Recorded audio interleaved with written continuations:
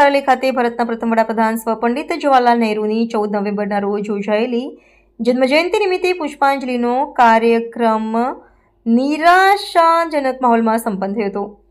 આઝાદીની ચળવળમાં મહત્વનું યોગદાન આપનાર અને ગુજરાતની જીવાદોરી સમાન સરદાર સરોવર ડેમનો પાયો નાખનાર દીર્ઘદ્રષ્ટા નહેરુજીને શ્રદ્ધાંજલિ અર્પવાના કાર્યક્રમમાં જિલ્લા અને શહેર કોંગ્રેસના મુખ્ય આગેવાનો જેવા કે જિલ્લા પ્રમુખ રાજેન્દ્રસિંહ રણા અને શહેર પ્રમુખ સલીમ અમદાવાદી તો ઉપસ્થિત રહ્યા હતા, પરંતુ તેમની સાથે જોડાવા માટે સામાન્ય કાર્યકરોની હાજરી અત્યંત બાકી રહી હતી, જે જિલ્લા કોંગ્રેસની નબળી સંગઠનાત્મક સ્થિતિ અને કાર્યકરોમાં વ્યાપેલી ઉદાસીનતાને સ્પષ્ટપણે દર્શાવે છે.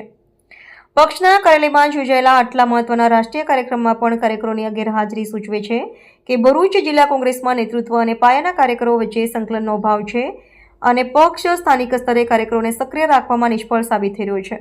રિપોર્ટર રવિ સૈયદ, ભરૂચ.